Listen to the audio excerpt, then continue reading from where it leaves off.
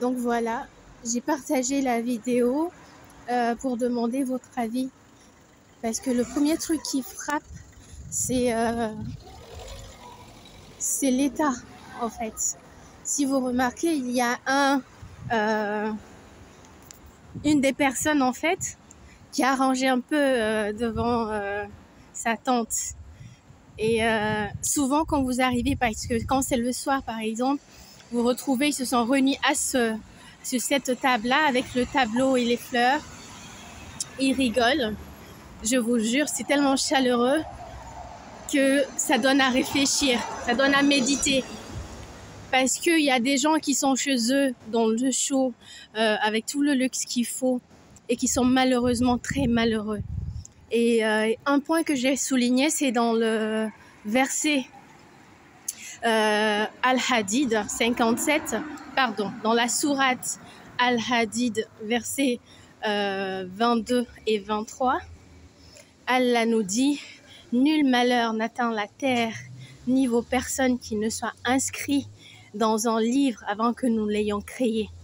Et cela est certes facile à Allah, afin que vous ne vous tourmentiez pas au sujet de ce qui vous a échappé, ni n'exultiez pour ce qui vous a donné. » Subhanallah.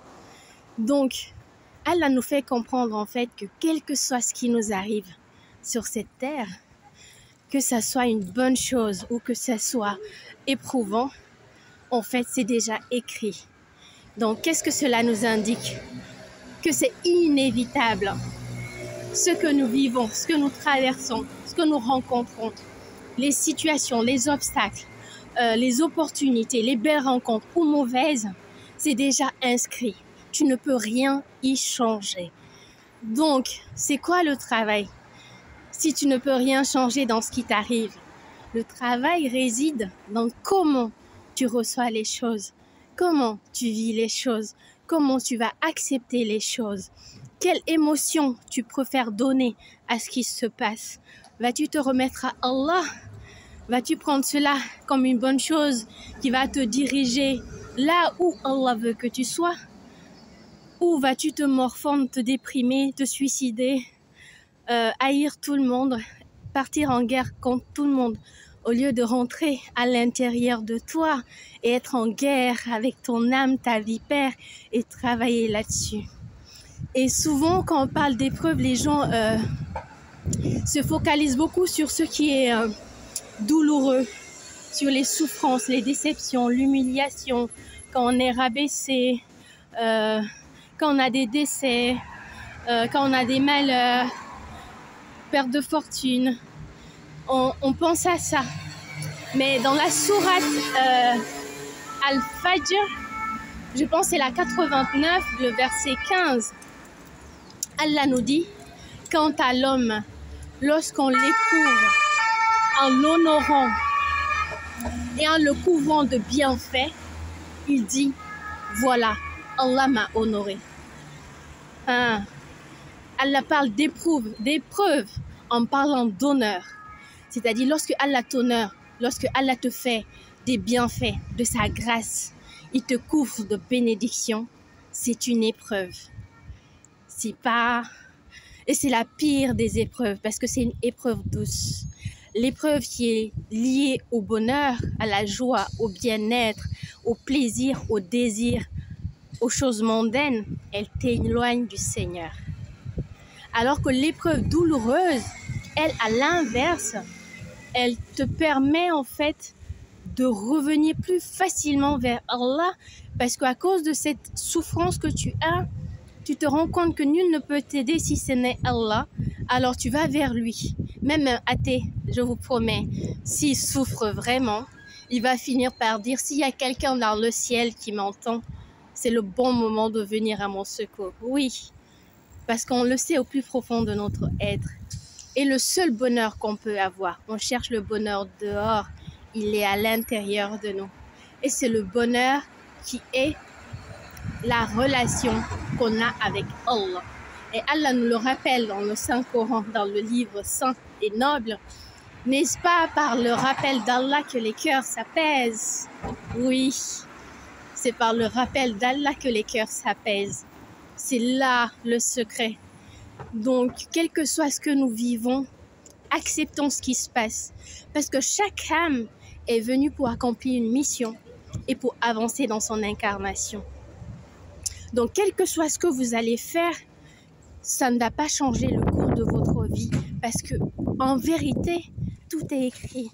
Donc, tes anges gardiens, tes guides, ton âme, ils agissent en fait pour te guider, pour que tu restes sur le chemin. Donc, lorsque tu vas dévier, lorsque tu vas sortir ou t'en éloigner, Allah va apporter des épreuves pour t'éduquer, en fait, pour te diriger. Ça va agir, en fait, comme un voile dans un bateau, d'accord? C'est avec le voile et l'arrivée du vent qu'on va diriger le bateau soit à gauche, soit à droite, soit tout droit, d'accord? Donc, c'est ça le but. Ce n'est jamais un châtiment comme les gens pensent. J'ai vécu ça parce que Allah veut me châtier. C'est l'inverse. Quand on vit des choses douloureuses, quand on vit des choses qui sont dures, sache que Allah aussi nous a dit, on n'impose à aucune âme une charge supérieure à sa capacité.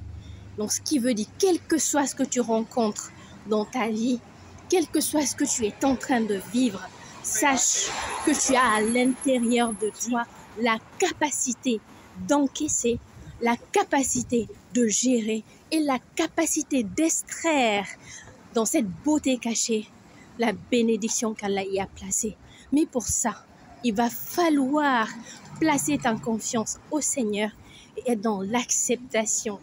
Parce que tant que tu es dans le déni, tant que tu es dans l'opposition, tant que tu restes dans la dualité, dans le refus d'accepter ce qui se passe, tu vas en souffrance au lieu d'aller travailler pour changer cette chose-là, modifier ce qui a modifié en toi pour que tu ne revives pas ce type de situation et obtenir la récompense.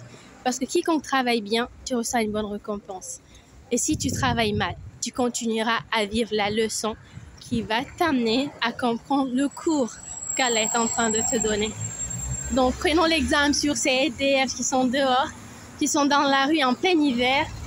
Il fait froid, pas beaucoup de nourriture, mais ils en rigolent. Ils décorent leur lieu. Ils ont embelli avec un beau petit tableau. C'est leur maison, c'est leur domicile aujourd'hui et ils acceptent. Et ils sont dans la joie, ils préfèrent être dans le bonheur et traverser cette épreuve-là que de se reprimer et aller se suicider ou faire n'importe quoi ou se jeter dans des vices. Donc, je souhaitais, parce que souvent je vois cet endroit quand je passe et ça me travaille beaucoup. Donc, je souhaitais partager ça avec vous pour que vous aussi, que vous méditiez et que vous sachiez en fait, tout est dans la perception des choses. Il n'y a rien de dur. C'est comment on reçoit, c'est comment on accepte et c'est comment on vit. Et il faut aussi savoir que le plus gros problème que nous avons, ce sont nos émotions. Et nos émotions, c'est notre état d'esprit. Donc, si on change notre état d'esprit et on décide par exemple d'avoir un état d'esprit positif, optimiste, on est dans la joie. Ça procure une émotion. C'est pour cette raison, par exemple, quand on souffre de quelque chose, à chaque fois qu'on y pense, on souffre davantage. Pourquoi? Parce qu'on y a pensé. La pensée crée une émotion.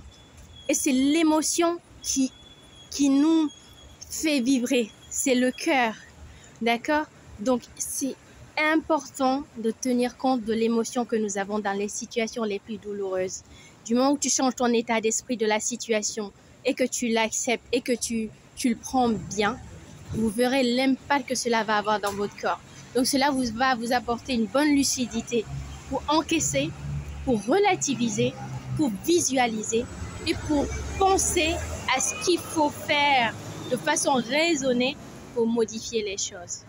Voilà, qu'Allah nous aide et qu'il nous permet d'accepter toute chose qui met sur notre chemin. Parce qu'il faut comprendre que l'âme n'est pas là pour rien. Elle est là pour apprendre. Elle est là pour avancer.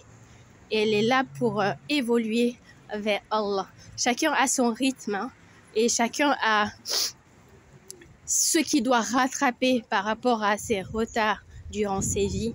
Mais au final, Allah va parachever sa lumière dans les mondes. Assalamu alaikum.